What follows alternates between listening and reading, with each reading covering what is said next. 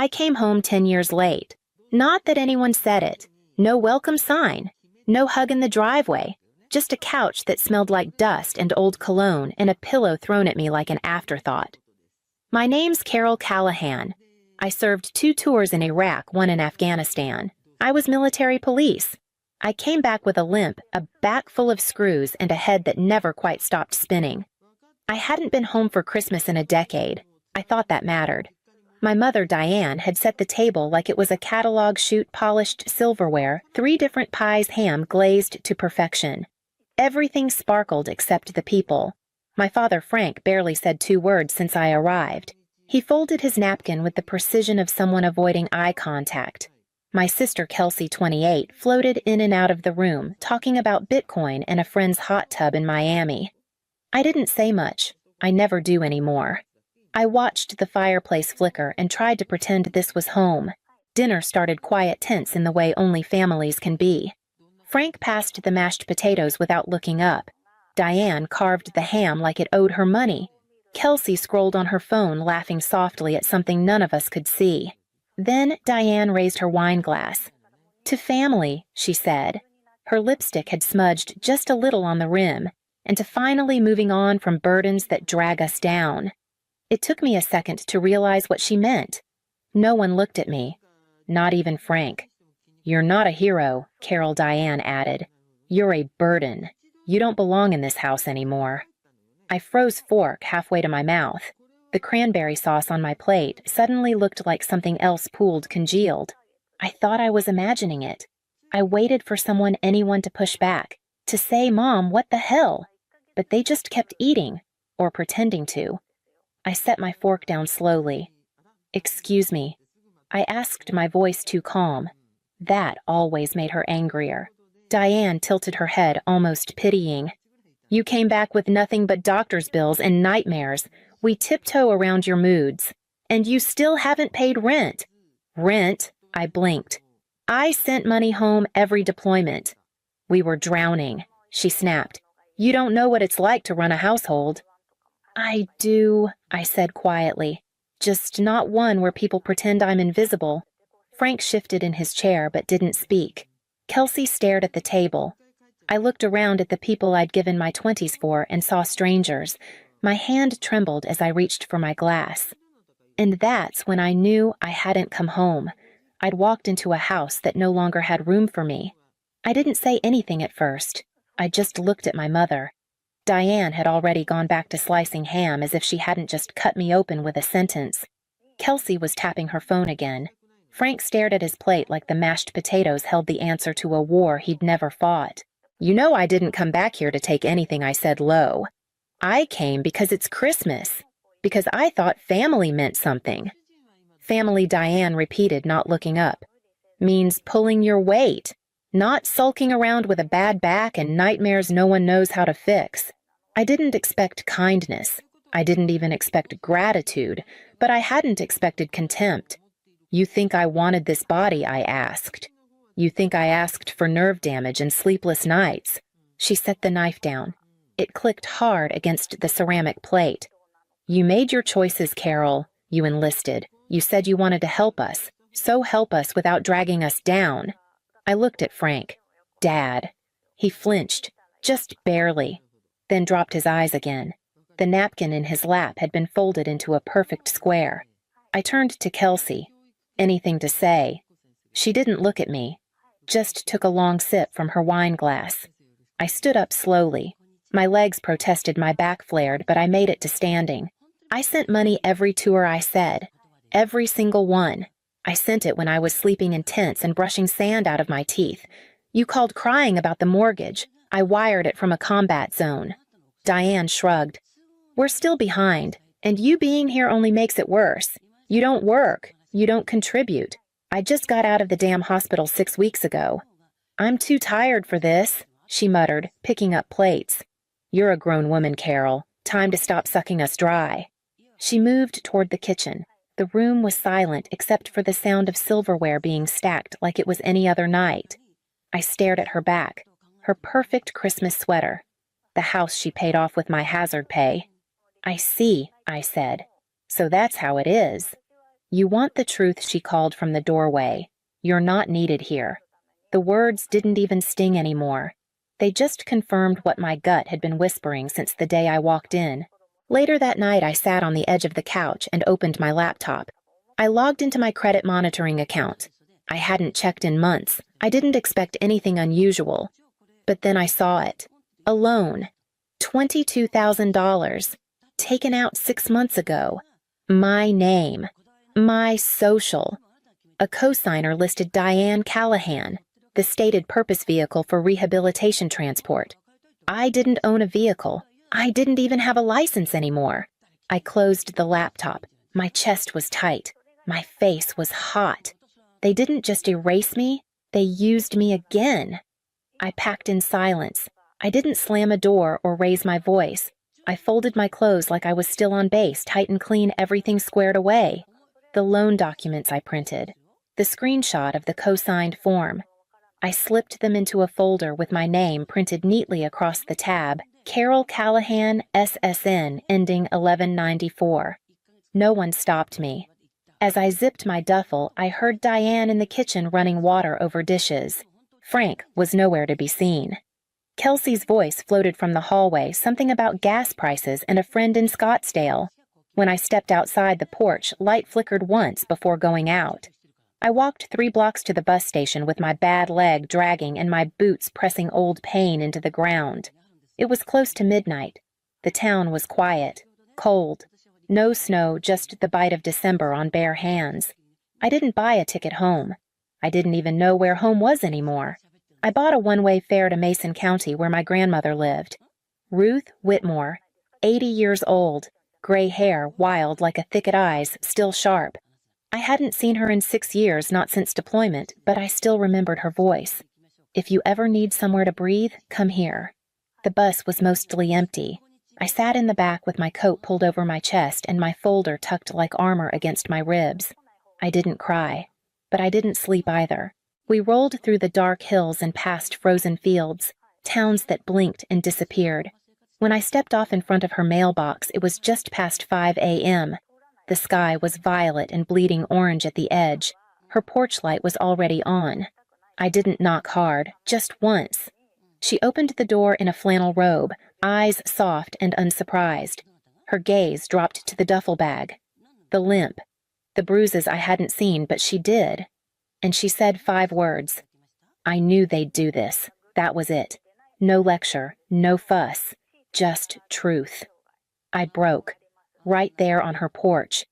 I sank to the steps, and she lowered herself with me. She wrapped those bird-boned arms around my shoulders and held me like I was 6 again, scared of thunderstorms and the sound of my parents yelling behind closed doors.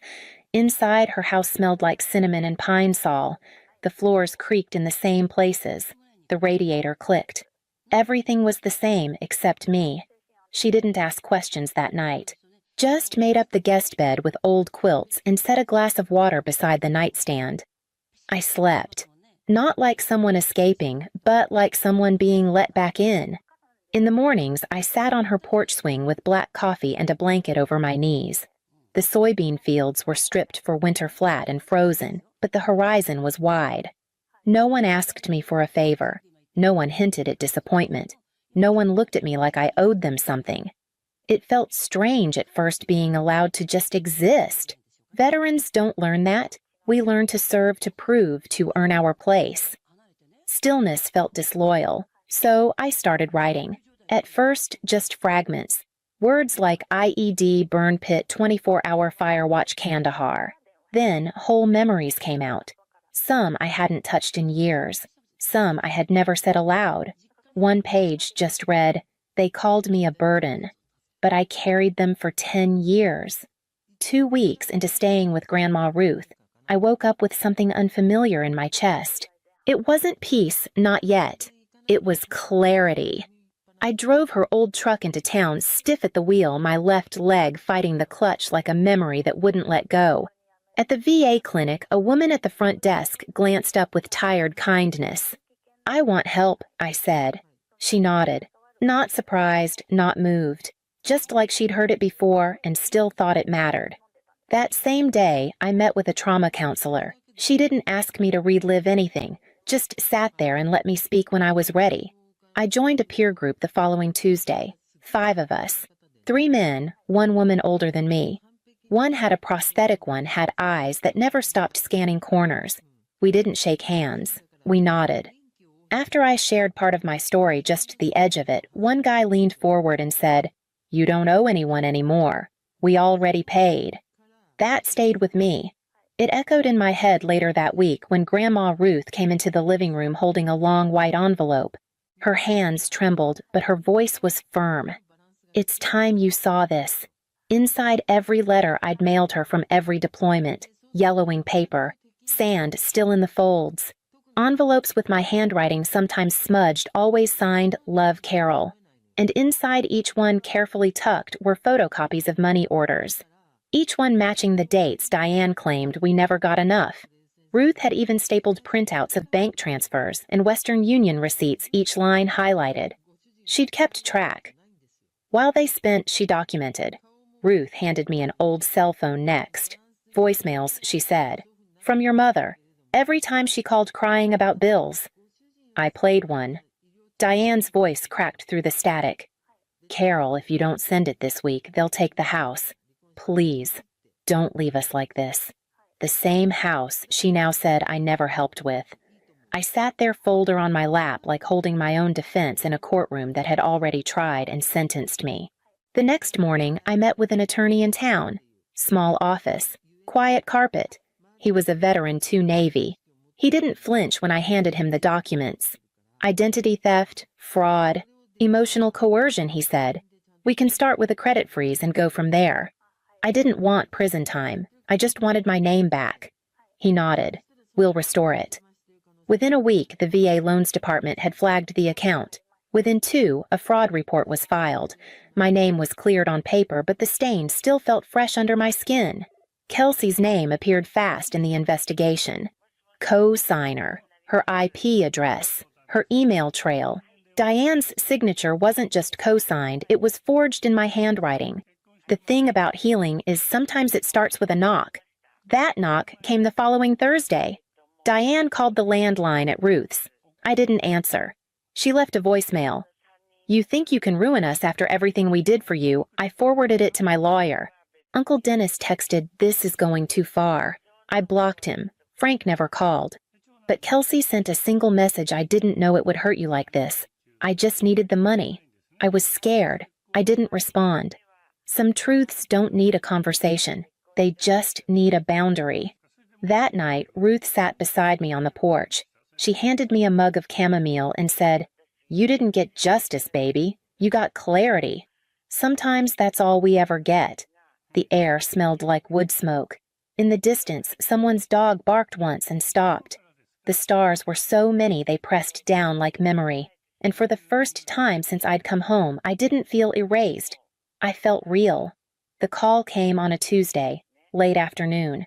I was outside splitting kindling beside the shed when Grandma Ruth stepped out, cordless phone in hand.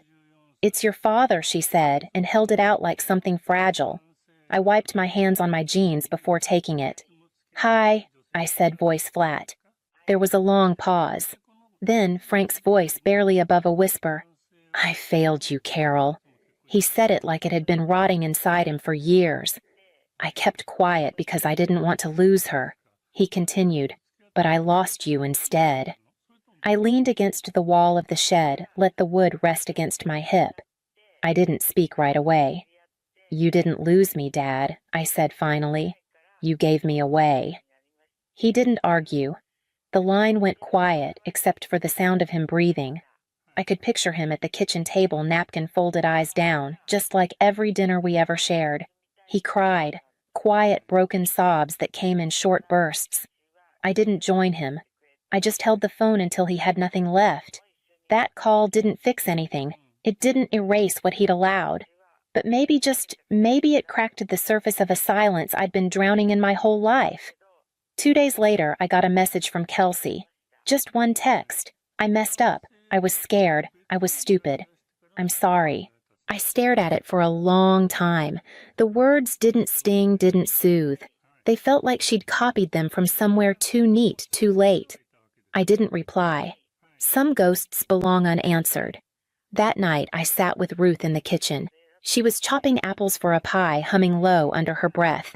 The same melody she used to sing when I had nightmares as a child. I don't know if I'm angry or just done, I told her. You don't have to decide, she said. You don't owe them a resolution. I nodded. She slid the pie into the oven. Outside, the wind knocked once against the pane, then moved on. I enrolled in online night classes using my GI Bill cybersecurity. The irony didn't escape me. I'd spent a decade guarding convoys and clearing rooms, and now I was learning how to defend data instead of bodies. During the day, I worked part-time at a tractor repair shop in town. The owner, Jim, was ex-Air Force. First thing he said when I walked in was, "We don't care about your limp. Just show up, be honest, and finish what you start." That was enough. There was no uniform, no chain of command. Just wrenches, oil-stained rags, and the occasional awkward silence when I froze mid-task without realizing it. Some nights, I still jolted awake, heart pounding the dark thick with old echoes. But I wasn't in a barracks or on a cot. I was in a real bed under thick quilts in a room that smelled like lemon oil and laundry soap. And no one asked me for anything. No one watched me eat like I was using up resources. No one called me a burden. I started to believe I wasn't. One morning, just after sunrise, I sat on the porch swing with a cup of coffee.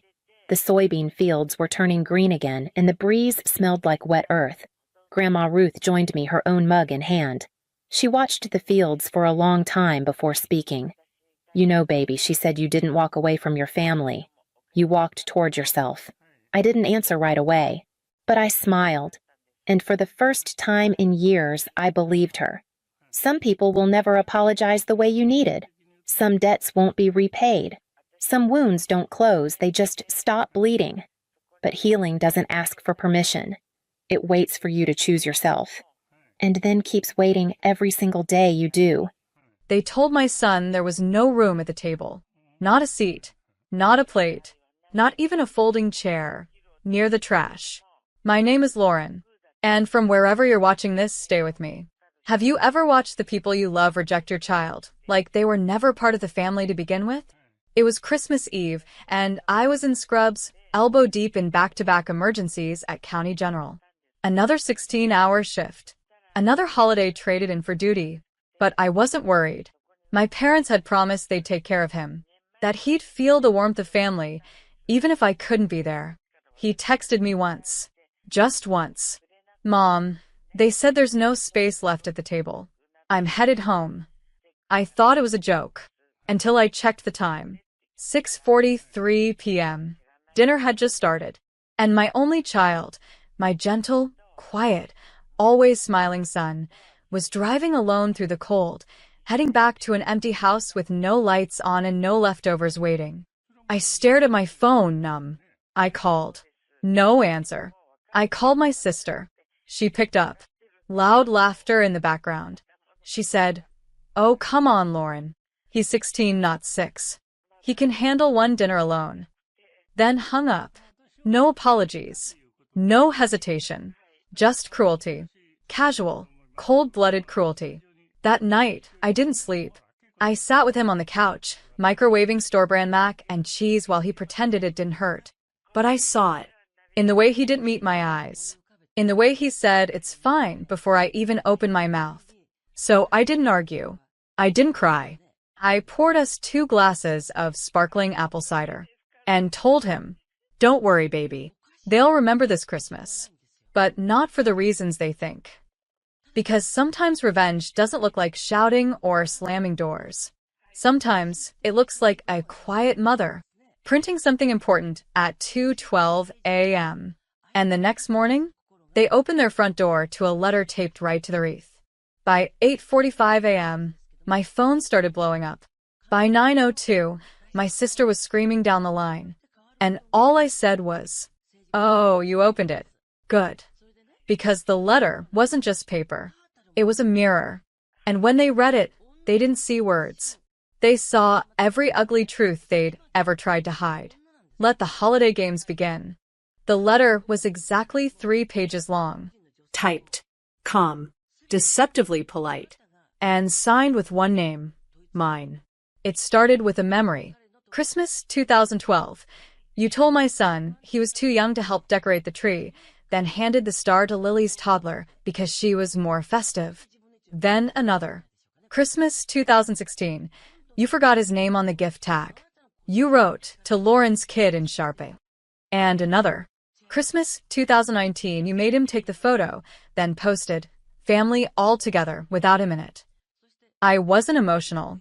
I was surgical. A decade of small betrayals, lined up like x-rays. Then came the second page. Legalese. Clean and brutal. Effective immediately. The deed to the family cabin in Vermont was being transferred into my name only, per the quiet refinancing I'd handled last March. The one they all signed, laughing because I was the responsible one. Effective immediately, the $12,000 property tax I'd paid for their main house, the one they still hadn't reimbursed, would be called in. With interest. Effective immediately, the family vacation fund I'd bankrolled for 8 years straight, canceled. Refunds processed. Cards reversed. And at the very bottom, please do not contact my son until you learn how to treat him like a human being. Until then, consider yourselves blocked. I didn't answer their calls that morning, or the dozen voicemails. Not even when my sister yelled, "You're being petty over one night," because they still didn't get it. It wasn't one night. It was every Christmas they chipped away at his spirit. Every dinner he sat at the kids' table while their kids had private bedrooms and applause. Every sideways glance when he asked to say grace. Every forgotten birthday, every secondhand gift still in the plastic. I gave them a choice for years. To see him. To really see him. Instead, they saw my child as a placeholder. An afterthought. An obligation. But now? They were starting to see him as something else. As the reason their little empire, their cozy traditions, their shared beach trips, their photo-perfect holidays, was falling apart. Because I wasn't just withdrawing money. I was withdrawing myself. And in doing so, I took the bridge with me. And bridges don't beg to be crossed again. They collapse quietly and leave those on the other side stranded. By New Year's Eve, the silence was louder than any explosion of fireworks. They hadn't seen it coming. Not the letter. Not the fallout. Definitely not the court notice that arrived on December 30th, informing them that the joint trust fund Dad set up for the grandkids had a new trustee me. They tried to call my bluff. But I wasn't bluffing. For years, I played their game. Funded their flights, split their bills, bought matching pajamas for family photos, only to watch them crop my son out of the frame every single time. Now they were scrambling. My dad sent a voice note. "Lauren, you're being overdramatic. Let's talk this through like adults." My sister wrote a message so long, it needed to be sent in parts. She called it a misunderstanding, said the table was just full, said her husband forgot to bring an extra chair, said I was letting my nurse stress cloud my judgment. But I wasn't clouded. I was crystal clear. I looked at my son, 16 years old, quiet, observant, already too used to being excluded. He said nothing through all this. Didn't ask me to stop. Didn't ask for revenge. But when I told him what I'd done, how I'd shifted every account they once relied on into a separate family trust under his name, he whispered one thing. "Thank you for choosing me." That's when I knew. This wasn't about revenge. It was about repair. Repairing the years I let them chip away at his confidence. Repairing the parts of myself that always stayed silent to keep the peace. Repairing the boundary between what I owed them and what I owed my child. Because blood may be thicker than water. But respect? Respect is the real currency of family. And they'd gone bankrupt. So I didn't just cut them off. I gave them a taste of what they gave my son. A holiday alone. No cabin. No calls. No cash. And when my sister posted a New Year's picture, it was different this time. No coordinated outfits. No matching mugs. No caption. Just 3 adults sitting around a half-eaten dinner. And an empty chair in the corner. Poetic, isn't it? How the people who never made room for him suddenly had so much space. They showed up at my door on January 3rd. No warning. No text. Just 3 knocks. Sharp, desperate, and familiar. I opened the door and found my sister standing there with fake humility stretched across her face, holding a pie. A pie. Like this was some kind of sitcom apology. Behind her, my parents hovered, Dad looking everywhere but my eyes, Mom clutching her purse like it held a lifeline. "We just want to talk," my sister said. I didn't invite them in. Instead, I stepped outside and closed the door behind me. My son was inside, safe, warm. This wasn't going to touch him. Not anymore. "We were wrong," my mom started, but he should have said something if he felt left out. I blinked. "He was 16, Mom. You're the adult. You're the family." Then I asked, "What exactly are you sorry for?" They froze, because they weren't ready for that. They wanted an emotional outburst, not a quiet demand for specifics. "You're being unforgiving," my dad said. "Family is family." I smiled. No. Family is action, not blood, not tradition, not last names. They looked at me like I was speaking a language they'd never heard. And maybe I was. The language of boundaries. The language of finally saying no more. I handed them a folder. Inside, the documentation showing I'd legally removed their names from every shared asset. Cabin. Trust. Vacation property. Gone. "I'm not doing this to be cruel," I said. "I'm doing this because kindness with no accountability is just enabling." My sister's mouth twisted. "But what about forgiveness?" I leaned in. "I gave forgiveness. Years ago. You called it weakness." Then I pointed to the car at the curb. "You can keep the pie. It's the only thing left you brought that doesn't harm." I turned, walked back inside. Behind me, my son stood in the hallway. He looked up at me and asked, "Are they gone?" I nodded. He exhaled. And in that moment I realized something. Sometimes protecting your child means becoming the storm. Not the calm. Not the healer. But the reckoning. And when love is real, it doesn't ask for a seat at the table. It builds its own. 2 weeks passed. No calls. No visits. Just silence. Bitter, hollow silence from the people who once never stopped asking for favors. But the town talked. Oh, they always talk. Especially when a nice family like mine suddenly cancels their annual winter retreat.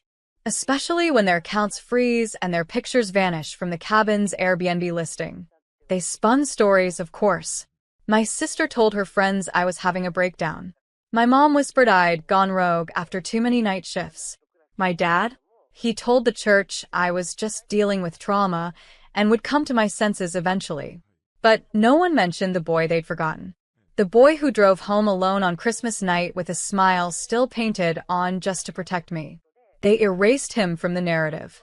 Again. So, I did something they didn't expect. I wrote a letter. This time for the world. I posted it on my private blog. No names.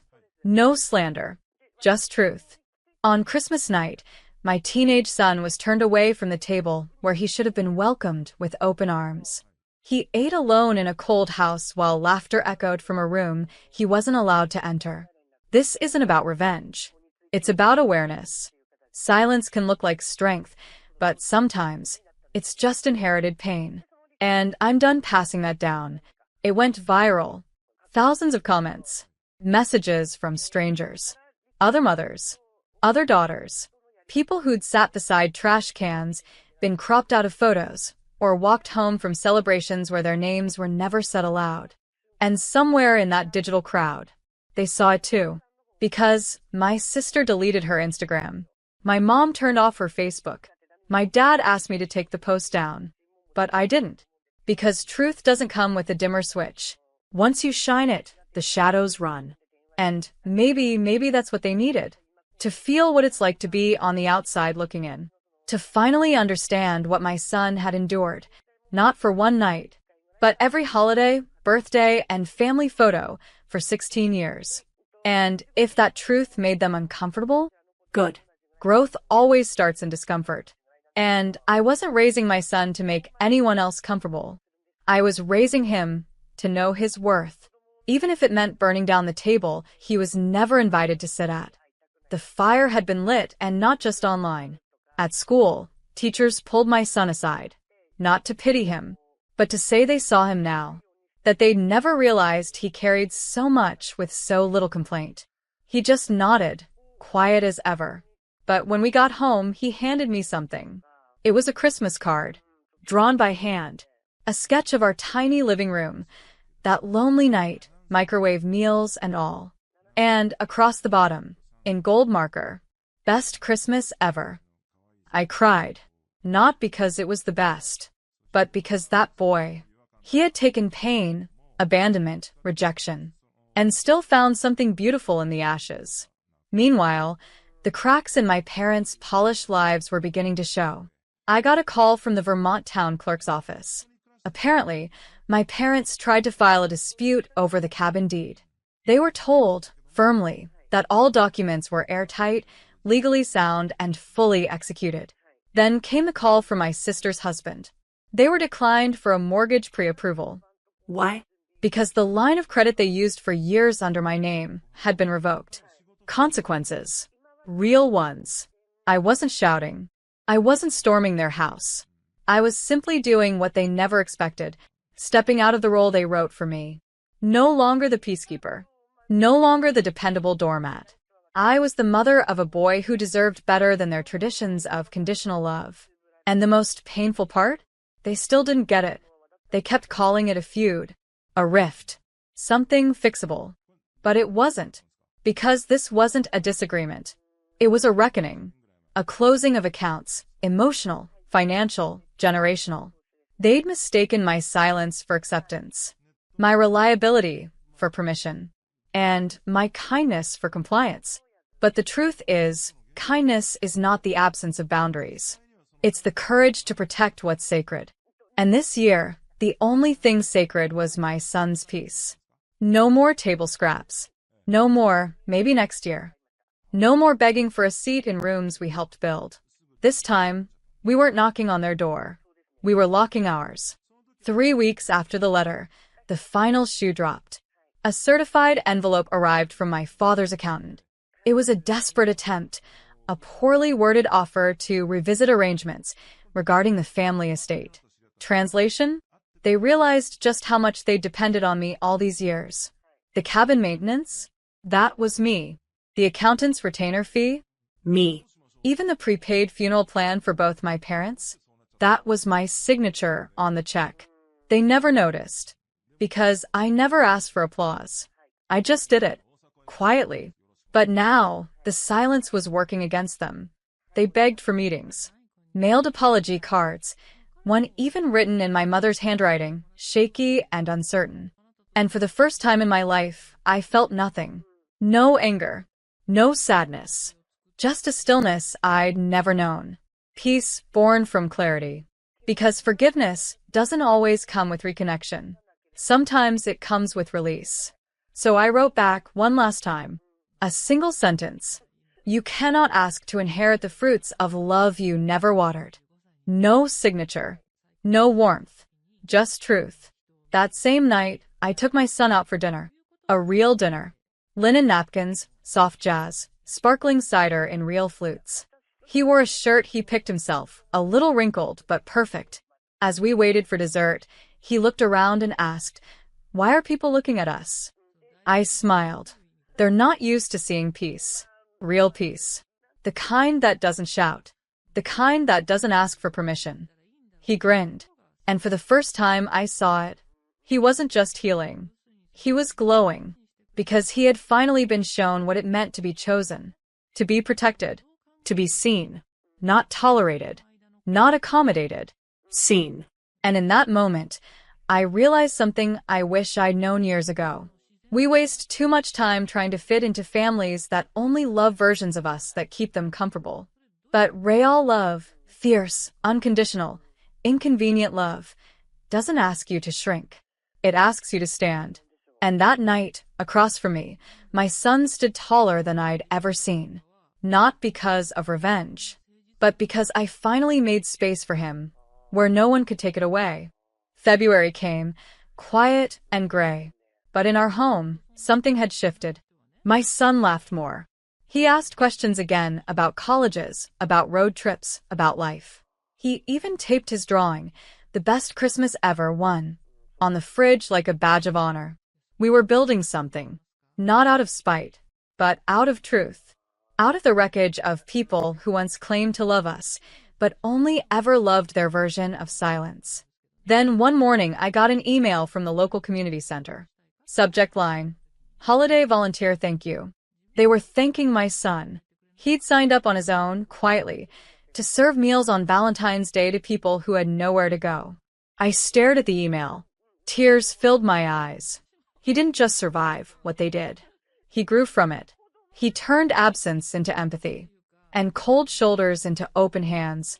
That night, I sat him down, told him the whole truth. How I used to make excuses for them. How I silenced myself just to be invited. How I confused proximity with love. And how that confusion ended the moment they closed the door on him. He didn't say much. He just nodded. Then said, "It's okay, Mom. You made sure I didn't carry it forward." And that was everything. Because cycles don't end in explosions. They end in choices. And I chose to end ours the moment they chose a holiday photo over a human heart. I've learned that not everyone who shares your blood is your family. And not every door deserves to be kept open. Some must be locked. Some must be walked away from. And some must be burned down, so that your child can see that love doesn't beg. It stands. It protects. It says, "Not my son, not this time." And it rebuilds, not with tradition, but with truth. So no, they'll never sit at my table again. But every time my son laughs, every time he holds his head higher, every time he chooses kindness even after cruelty, that's the justice. That's the revenge. And that's the legacy I leave behind.